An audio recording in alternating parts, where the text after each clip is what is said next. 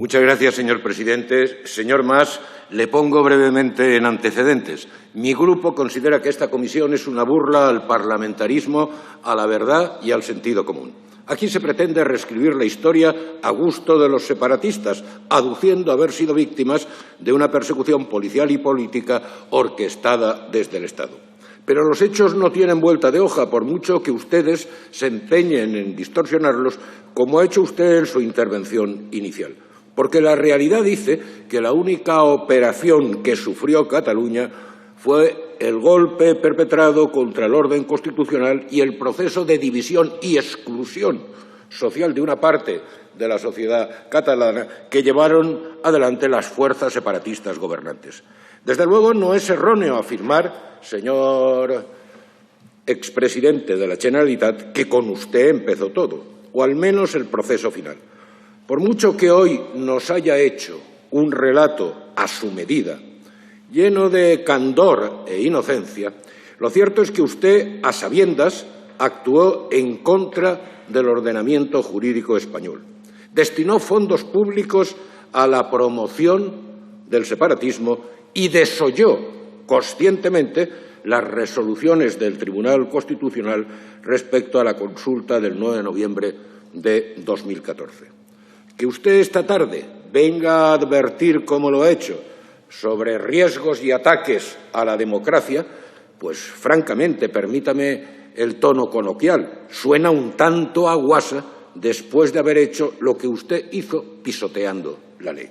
Y, por cierto, tiene usted todo el derecho a presentar las querellas que quiera, como ha anunciado, pero de momento, con los mismos supuestos fundamentos de hecho que usted ha planteado hoy aquí, ya se presentó recientemente una por parte del exdirector general de la Banca Privada de Andorra y ha sido inadmitida por la Audiencia Nacional con el mismo relato de hechos señalando falta de elementos indiciarios o probatorios.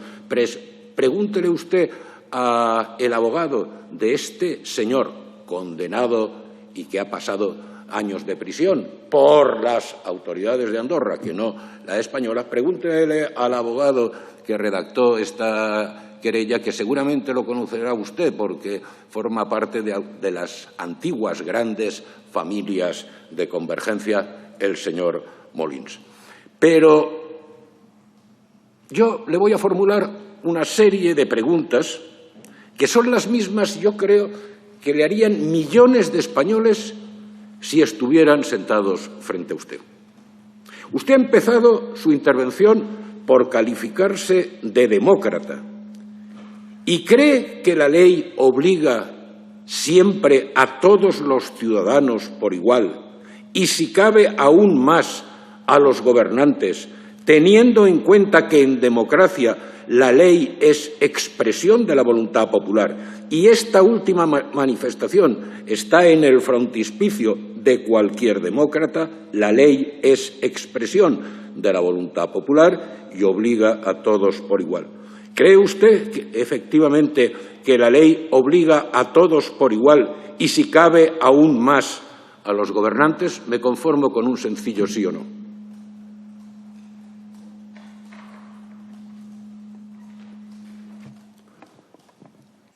Pues efectivamente creo que sí y que no se cumple.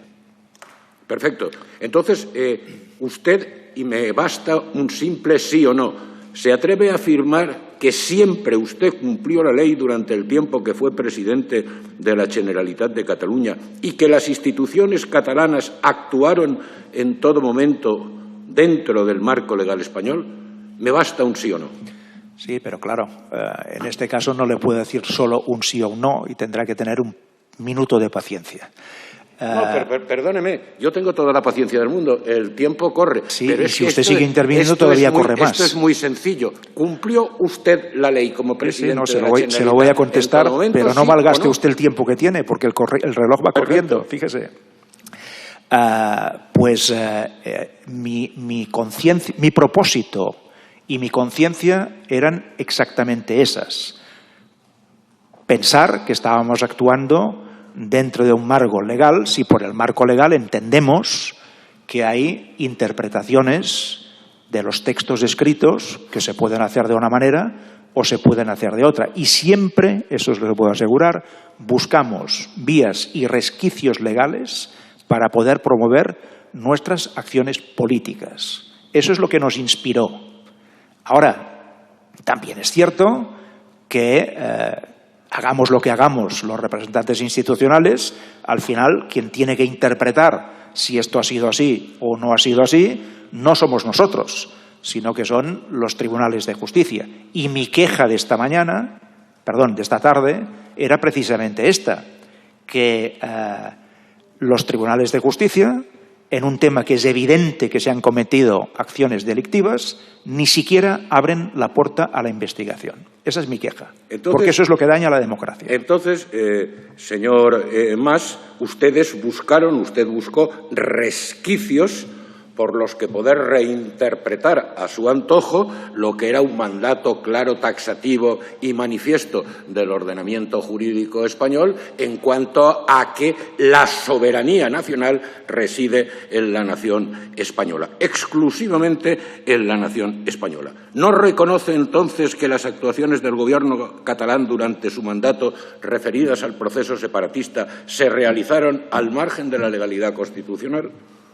No solamente no lo reconozco, sino que le puedo decir que justo antes de la consulta soberanista del 9 de noviembre del año 14 se le hizo una segunda consulta al Tribunal Constitucional sobre cómo interpretar su resolución previa, que era generalista. No se sabía cómo aplicarla. ¿Y sabe cuál fue la respuesta del Tribunal Constitucional de la época? ¿Se acuerda? Sí, sí. ¿Cuál? Pero mire, no lo las sabe. Preguntas las... No, se lo digo yo. Si las preguntas se las hago yo. No, ya lo sé, pero yo se lo respondo. Yo se lo respondo. ¿Sabe qué hizo el Tribunal Constitucional? Está usted diciendo, ¿Me permite un momento que acabo la frase? Pero sí, porque si no, claro, claro, no respondió. El Tribunal Constitucional, me imagino que se fue de fin de semana. No respondió. Bueno, pero señor Mas, usted me ha dicho anteriormente que, claro, que al final son los tribunales los que tienen que determinar, y es así, la interpretación de las leyes y la determinación de las conductas de las instituciones o de las personas conforme o no a esas leyes.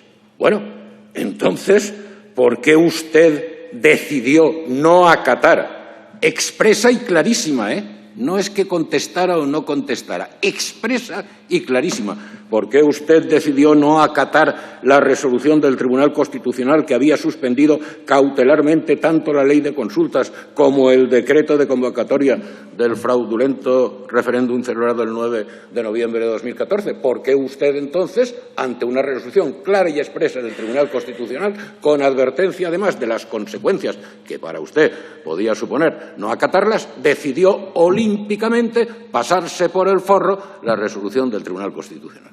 Pues, señor Gil Lázaro, no es que yo le quiera corregir, pero se equivoca usted otra vez. Ah, bien. Ya son varios errores en una sola intervención. Y su error se lo voy a decir cuál es.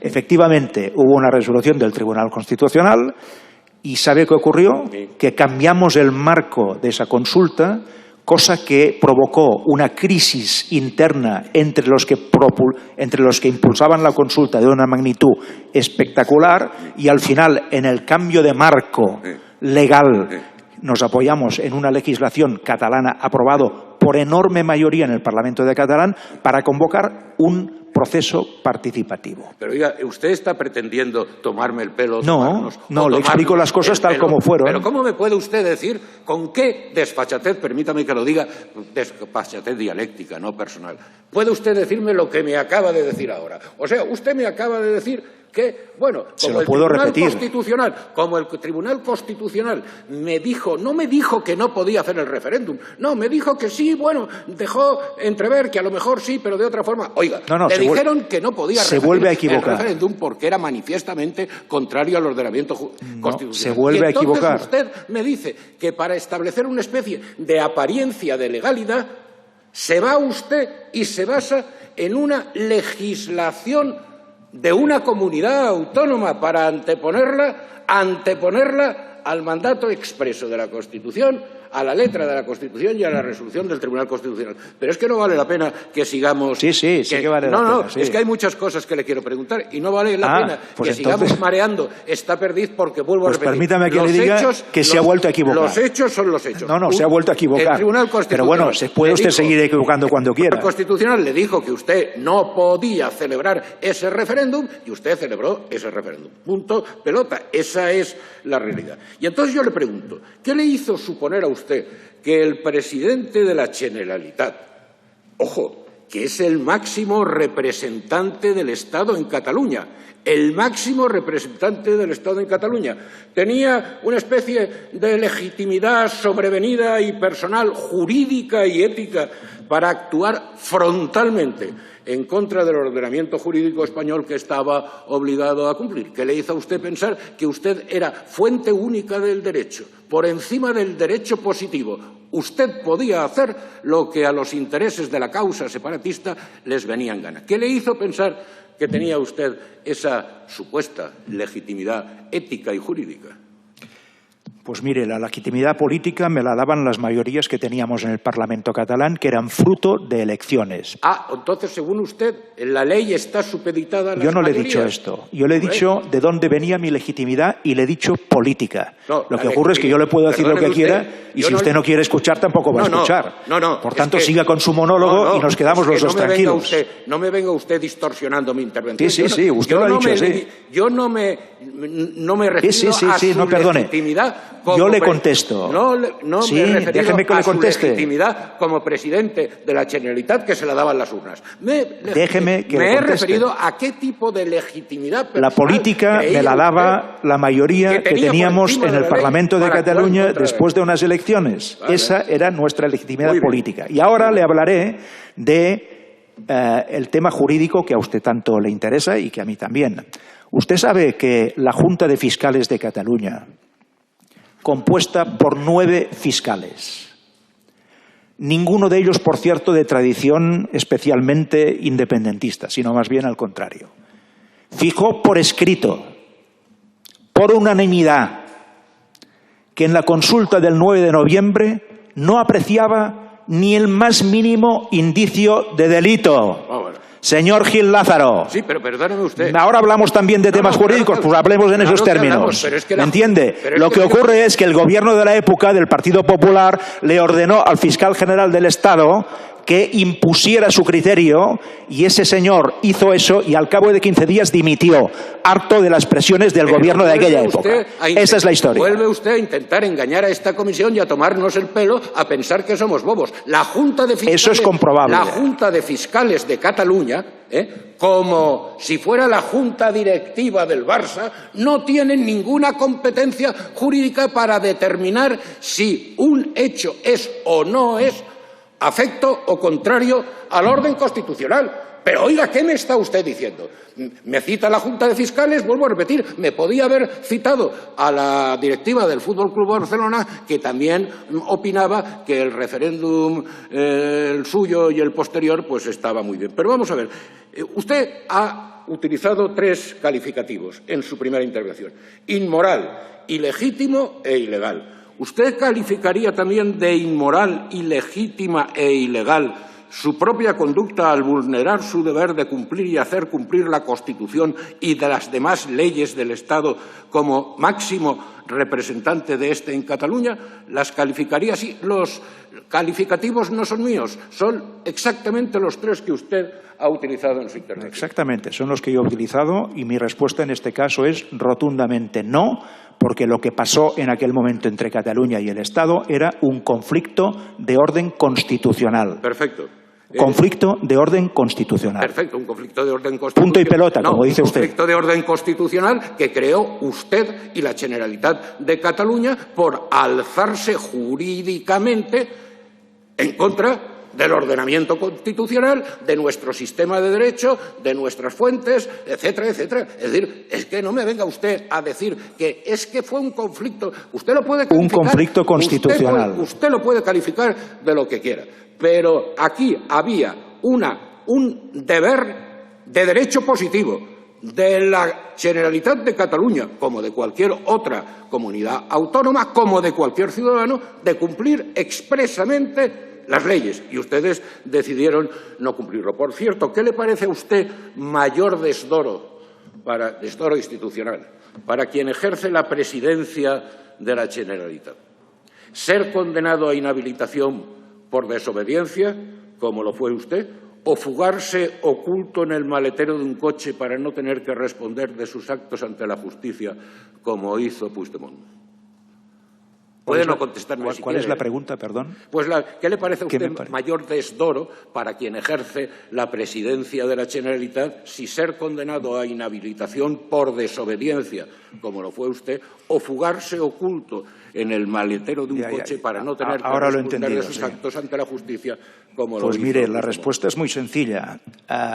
Yo creo que cuando alguien, desde la presidencia, por ejemplo, de la Generalitat, promueve un proyecto político que, por cierto, tiene millones de apoyos en las urnas y que, por tanto, no se lo ha inventado esta persona, sino que está siguiendo un cauce popular de una enorme magnitud y, además, permanente en el tiempo, considero que cuando esta persona hace eso, que es liderar ese proyecto, no es ningún desdoro, más bien al revés. Pues lo que ocurre es que, efectivamente, esto tiene consecuencias. Una parte lo hemos padecido en forma de persecución económica, lo hemos padecido en forma de inhabilitación, lo hemos padecido en forma de espionaje. Y otros lo han padecido, además de algunas de estas causas, teniendo que marcharse al exilio. Pues es una lástima que me dé usted esta respuesta, porque, mire, iba yo a jugar de su parte. Por cierto, aquí no hay ningún exilio, ¿eh? Aquí hay un delincuente fugado de la justicia. Exilio, nada. Pero yo le iba a decir precisamente que me parecía mucho más digna su postura de quedarse y aguantar las consecuencias. Así que creo que intentar ahora, en fin, justificar al señor Puigdemont, pues opera en su contra, porque no era mi intención. Pero, desde luego, exilio, nada. Un delincuente prófugo de la justicia. ¿Usted le reconoció al presidente Rajoy que el Gobierno de España no podía autorizar la consulta del 9 de noviembre de 2014? Es muy sencillo, sí o no. Le advierto que el presidente Rajoy, en su comparecencia aquí, dijo que usted le reconoció que el Gobierno de España no podía autorizar esa consulta. Yo no sé qué dijo el señor Rajoy, yo le digo... Es lo que yo le estoy diciendo. Muy bien, de acuerdo, pues ya me lo creo. Yo lo que le voy a decir es lo que yo hice y lo que yo pienso. Y se lo repito porque lo he dicho en una respuesta anterior. En julio, si no recuerdo mal, del año 2014, yo fui a la Moncloa a una entrevista oficial con el presidente Rajoy y le propuse una manera de poder hacer la consulta del noviembre del año 14 de forma que no tuviera que recurrir delante del Tribunal Constitucional, apoyándonos en una legislación catalana que había sido ampliamente aprobada en el Parlamento de Cataluña y que permitía hacer aquella consulta sin consecuencias jurídicas directas inmediatas. Bueno. Y no me dijo ni que sí ni que no en aquel momento. Pero pasaron las semanas... Y cuando pasaban las semanas yo tenía que firmar el decreto de convocatoria de la consulta, delante de la no respuesta me interesé por saber qué pensaba el señor Rajoy y utilicé una persona de confianza mutua para que le preguntara. Y entonces me dijo literalmente, el señor Rajoy no te ha llamado para darte una respuesta porque te tiene que decir que no. Vale. Muy bien. Entonces... si esto le aclara las cosas o no. Entiendo que de lo que usted ha dicho en su intervención se produjo esta circunstancia. Usted quería convocar un referéndum ilegal y, a cambio de no convocar ese referéndum ilegal, le propuso al Gobierno de España que aceptara algo a cambio que también estaba fuera del marco constitucional, que es el cupo, el concierto, llámelo usted como quiera, fiscal para Cataluña. ¿Es cierto? ¿Propuso usted ese do des? Yo lo que propuse, señor Gil Lázaro, fue un camino para poder responder a una voluntad popular mayoritaria que se había reflejado en el Parlamento de Cataluña. Como demócrata tenía que hacer eso. Tenía que encontrar un posible camino. Y insistimos, a base de pensar mucho, en posibles caminos para poder cumplir con nuestro propósito político, que era un mandato de nuestro Parlamento. En vez de mirar para otro lado, intentamos llegar a alguna solución y fíjese, hasta el último momento, a través de un diálogo abierto, intentando encontrar un camino que permitiera avanzar sin que eso tuviera las consecuencias que después tuvo. Bueno, le recuerdo que este recurso dialéctico que usted está empleando es tramposo, porque le recuerdo aquí que hubo un determinado momento muy parecido al del llamado procés catalán inicial, en el que el señor Ibarretxe se planteó un determinado plan parecido en sus términos a lo que luego fue el desarrollo del proceso, y el señor Ibarretxe cumplió la legalidad constitucional sometiendo ese plan al dictamen, al debate y al dictamen de esta Cámara. Fue rechazado y aquí paz y allá gloria. Así que el tratar de establecer una especie de competencias entre soberanías es falso, porque no existe más que una única soberanía nacional. Yo, como me dará un poquito más de tiempo el señor presidente, puesto que Junts ha tenido más 7 minutos, Esquerra Republicana más 4,5 y Sumar más 5,35, no llegaré a eso, pero le voy a formular algunas últimas preguntas. El uso fraudulento de recursos públicos salidos del bolsillo de todos los catalanes, incluidos los no separatistas, claro, para financiar el proceso y todas las actividades del proceso, es un hecho manifiesto. Bueno, ahí está toda la historia del Diplomat, está el contrato con esa firma, tampoco nunca muy explicado, esa firma Independent Diplomat, a ver con qué fines. Y, por cierto, a mí me gustaría saber, simplemente con un sí o un no, o no lo sé, si en algún momento Citizen Law, bajo su gobierno, o tiene usted noticias de que en gobiernos posteriores al suyo tuvo alguna relación contractual con la Generalitat. Y también me gustaría saber, por ejemplo, que si en algún momento durante su gobierno o durante algún gobierno posterior al suyo, algún grupo o unidad de los Mossos se dedicó extraoficialmente a tareas de espionaje y vigilancia sobre personas y entidades contrarias al proceso separatista. Y, por cierto, me ha llamado mucho la atención. Acabando, señor Gil Lázaro. Un poquito. Estoy terminando, pero llevo más ha pasado 1,15. Un minuto y he hecho ya le he relatado los tiempos extras. He hecho vaya acabando, no pues acabe. Y, por cierto, me ha llamado mucho la atención. En fin, usted está en su pleno derecho de acordarse más de lo que quiera y menos de lo que quiera.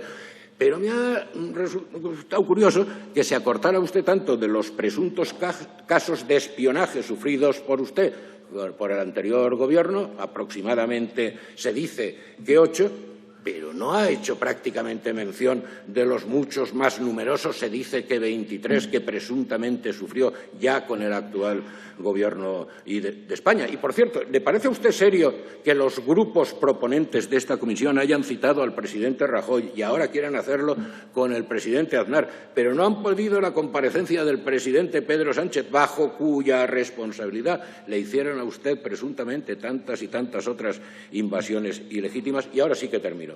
Confirma, señor, y esto, como estamos en tiempo de descuento, con un sí o un no en cada una de estas 4 preguntas me basta. ¿Confirma usted que no milita hoy en ningún partido, aunque solo sea como mero afiliado pasivo sin relevancia directiva? Pues yo le responderé como yo quiera, si usted me lo permite, no con un sí o un no. No, es que si usted me lo pregunta a mí y me dice... No, yo no le voy a repreguntar nada. Yo no le voy a en algún partido, yo digo sí. No le voy a repreguntar nada. Sobre la última cuestión, yo en este momento no tengo una militancia política activa, pero no me escondo en el sentido de que yo apoyo a Junts y voto a Junts. Perfecto. ¿De acuerdo? Pues ya está. Está claro. Las otras 3. Claro. Pues mire. Pues esto es muy sencillo. Ya que usted fue principal partícipe de aquellos momentos, reconoce que en realidad el paso de convergencia del nacionalismo catalanista burgués y moderado al separatismo radical vino motivado por el descrédito ciudadano en el que había caído aquella formación política a causa de la corrupción. Siguiente pregunta. Por lo que usted ha dicho, se confirma que usted hoy sigue siendo separatista. Y por último, y ya termino, señor presidente, ¿por qué no es capaz de reconocer ante esta comisión el inmenso daño económico, social, político y reputacional que le ha causado a Cataluña el proceso separatista que usted inició durante su etapa al frente de la Generalitat? Nada más. Muchas gracias, señor presidente. Espero que en ningún momento, señor Mas, haya pensado que he tratado de ser incorrecto en mis formulaciones. Muchas gracias. No, si alguna cosa usted no es ni incorrecto, ni descortés, ni nada que se le parezca, por supuesto. En sus preguntas concretas, pues el tema de los Mossos no tengo ni la más mínima constancia de que hayan actuado de esta manera que usted ha dicho, en absoluto, y más bien diría que no, que seguro que no. Respecto, si lo he entendido bien, a Citizen Lab, no sé si ha habido alguna relación entre el Gobierno de la Generalitat y Citizen Lab. Creo que no, y en mi época especialmente prácticamente seguro que no, pero en cualquier caso usted sabe que es un laboratorio a nivel mundial adscrito a una universidad de prestigio que hacen eso y además hacen eso no con ánimo de lucro. Por tanto, pues bueno, yo no digo que sean infalibles, pero en todo caso han hecho un examen profesional de muchos sistemas móviles, entre los cuales el mío, y han llegado a las conclusiones que hoy en día se conocen.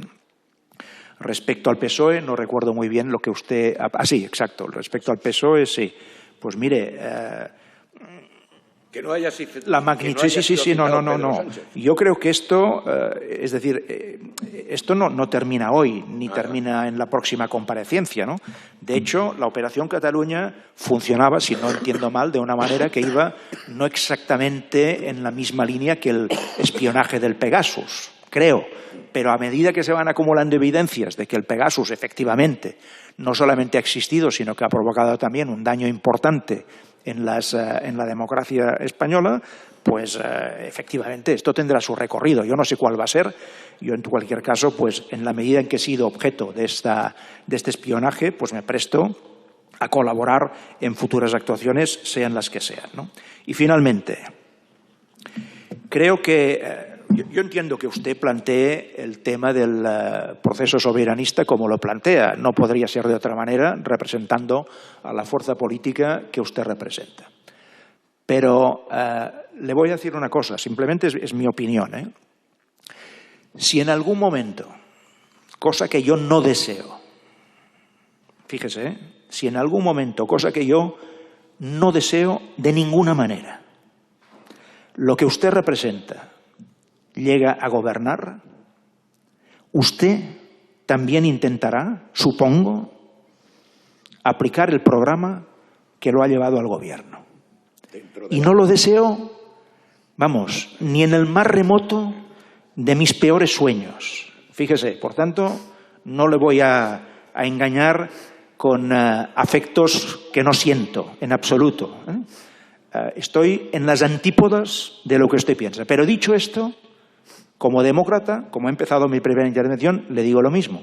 Si algún día, que espero que no ocurra, ni que venga, ustedes llegan a tener algún tipo de responsabilidad de gobierno, supongo que su partido y usted mismo intentarán aplicar lo que hicimos nosotros también en Cataluña, que fue aplicar un programa que había tenido un enorme apoyo en las urnas.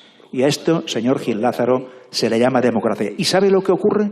Que normalmente en los sistemas democráticos maduros y de calidad, lo que se hace cuando hay una evidencia democrática es intentar modificar los marcos legales para que aquello que la gente pide desde el pueblo y desde la soberanía popular se llegue a materializar. Muchas gracias, señor Gil Lázaro.